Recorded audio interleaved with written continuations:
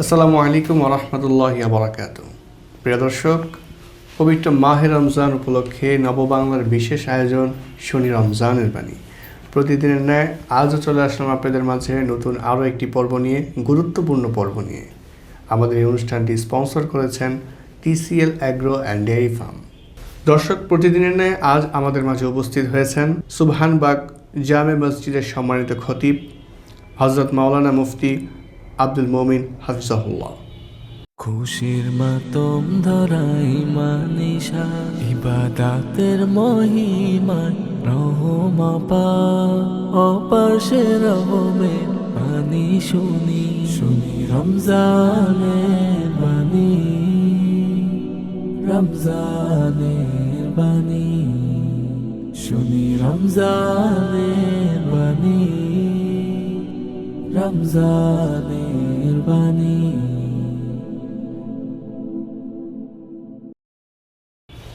আজকে আমরা হযরতের কাছ থেকে খুব গুরুত্বপূর্ণ একটি বিষয় জানবো, খুব প্রয়োজনীয় একটি বিষয় জানবো। তার আগে আমরা হযরতের সাথে কথা বলবো, তার সম্পর্কে জানবো, এরপর চলে যাবো মূল আলোচনায়। আসসালামু আলাইকুম ওয়া রাহমাতুল্লাহি ওয়া বারাকাতুহু। ওয়ালাইকুম আসসালাম। কেমন আছেন? আলহামদুলিল্লাহ, আপনি কেমন আছেন? আলহামদুলিল্লাহ। আজকে আমরা আপনার কাছে যে বিষয়টি জানতে চাইবো যাকাত সম্পর্কিত। আজকে আমাদেরকে যাকাত সম্পর্কিত কিছু অবগত করুন।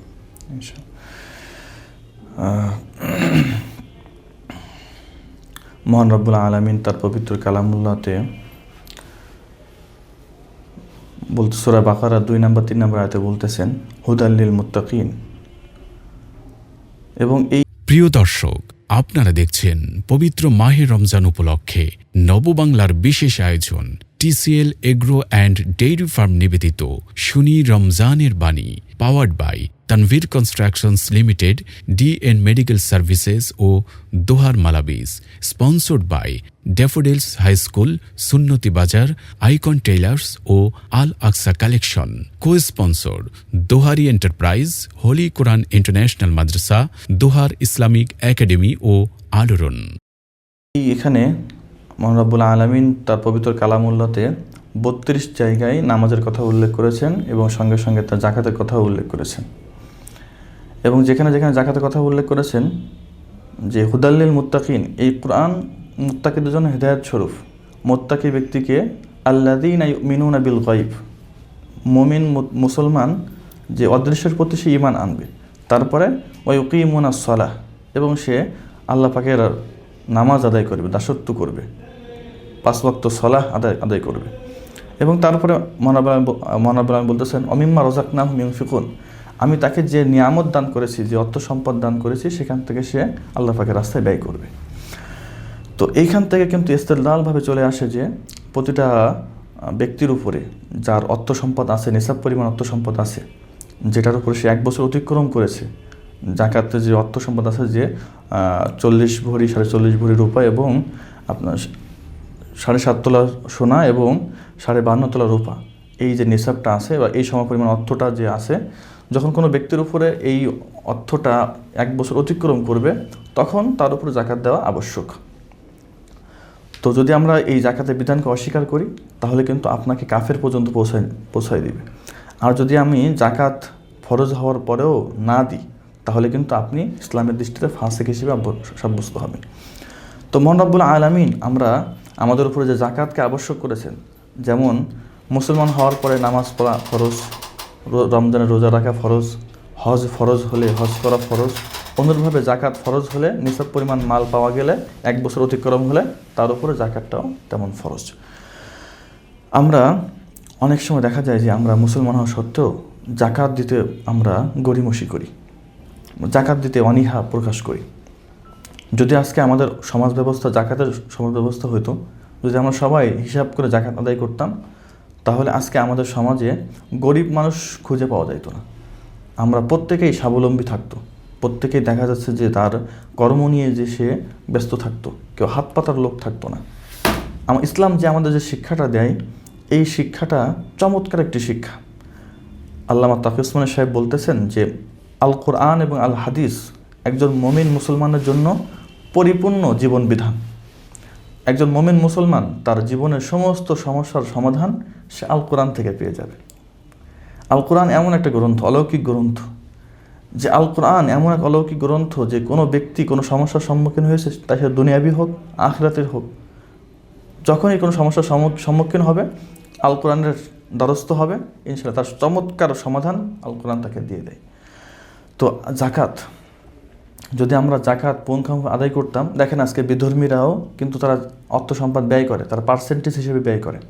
তারা মাসে যে ইনকাম করে বা মাসে যেটা সে পায়, সেখান থেকে কিন্তু শতকরা 20%, 25% বা উল্লেখযোগ্য অনেকে 40% পর্যন্ত তারা তাদের ধর্মের পিছনে ব্যয় করে।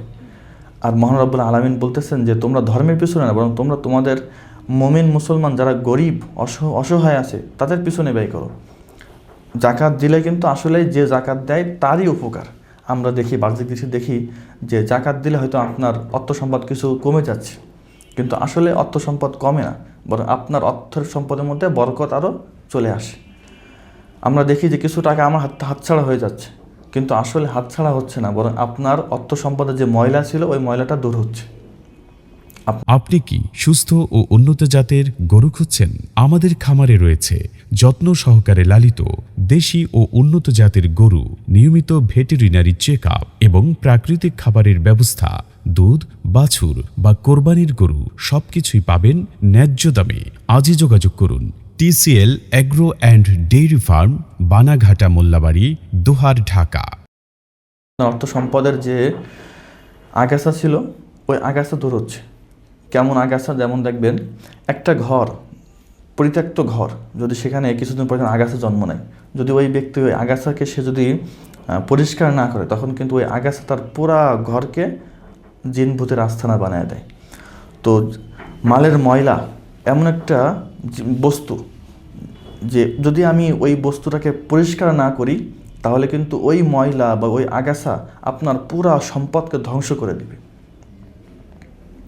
এই জন্য কোরআন বলতেছেন, আল্লাহ মহান রব্বুল আলামিন বলতেছেন যে হে আমার বান্দা, তোমরা ওয়াকিমুস সালাহ ওয়া আতুজ যাকাহ, তোমরা নামাজ পড়ো এবং জাকাত দাও, তোমার অর্থ সম্পদ থেকে জাকাত দাও। জাকাত দিলে তোমার অর্থ সম্পদ কমবে না, মহান রব্বুল আলামিন আরও বাড়ায় দেবেন।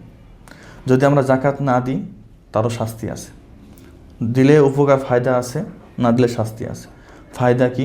এক নম্বর ফায়দা হলো, মহান রব্বুল আলামিন পবিত্র কোরআনে বলতেছেন যে জাকাতের দৃষ্টান্ত হলো একজন কৃষক, সে একটি ধান রোপণ করেছে জমিতে।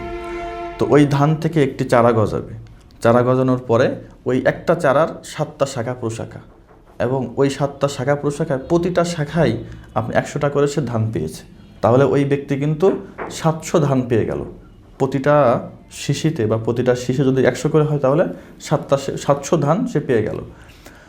রোপণ করেছে একটি ধান, পাইল কত? 700 ধান পেয়েছে। তো যদি কোনো ব্যক্তি আল্লাহ পাকের রাস্তায় সে জাকাত হিসাব করে 1 টাকা দান করে, তো সে কিন্তু 700 থেকেও আরও বেশি পাবে। 700 দান করবে 1 টাকা, পাবে 700। রমজানে তো আরও বেশি সব, 1 টাকায় 70 টাকা।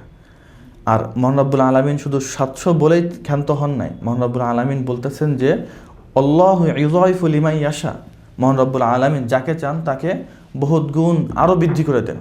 700 থেকে 7,000, 7 লক্ষ, 7 কোটি, 7 বিলিয়ন, এরপরে যা আছে, মহান রব্বুল আলামিন যার ব্যাপারে বেশি চান তাকে আরও বেশি বাড়ায় দেন। মহান রব্বুল আলামিন জাকাতের অনেক অনেক ফায়দা রেখেছেন। তো আমাদের জীবনের কল্যাণ হলো মহান রব্বুল আলামিনের হুকুমের মধ্যে।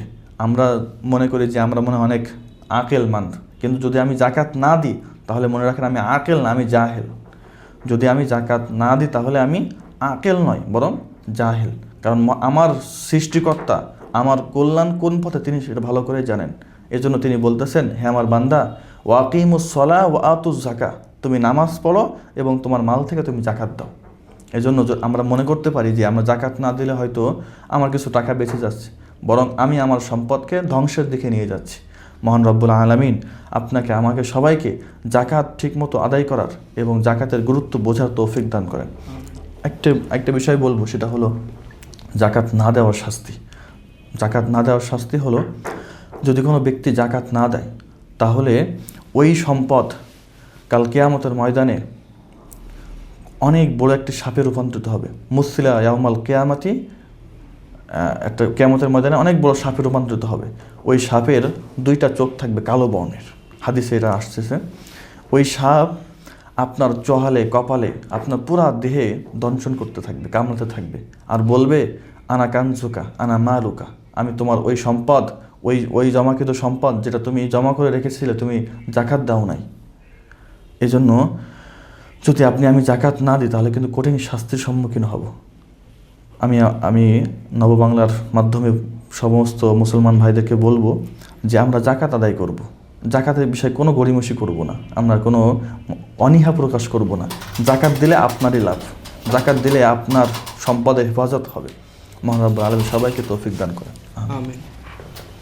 দর্শক, আমরা দেখুন শুনছিলাম আজ আমাদের মাঝে যে মেহমান হিসেবে উপস্থিত হয়েছেন তার জবান থেকে জাকাত সম্পর্কিত খুবই গুরুত্বপূর্ণ আলোচনা।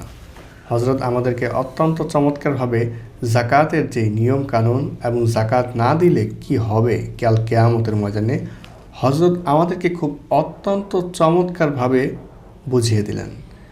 দর্শক, আমাদের সকলেরই উচিত জাকাত ঠিকঠাক মতো আদায় করা। হজরত বলেছেন যদি আমাদের দেশের সব ধনী ব্যক্তিরা সঠিকভাবে জাকাত আদায় করত তাহলে আমাদের দেশে দরিদ্র ব্যক্তি থাকতো না। দর্শক, হজরতের এই কথা অনুযায়ী আমরা ইনশাআল্লাহ আমল করব এবং আল্লাহ রাব্বুল আলামিন আমাদের সকলকে হজরতের কথা অনুযায়ী আমল করার তৌফিক দান করুন। আমিন। দর্শক, আজকের মতো এখানে বিদায় নিচ্ছি। দেখা হবে আপনাদের সাথে পরবর্তী পর্বে। ততক্ষণ পর্যন্ত আপনারা সকলে ভালো থাকুন, সুস্থ থাকুন, নববাংলার সাথেই থাকুন। আসসালামু আলাইকুম ওয়া রাহমাতুল্লাহি ওয়া বারাকাতুহু।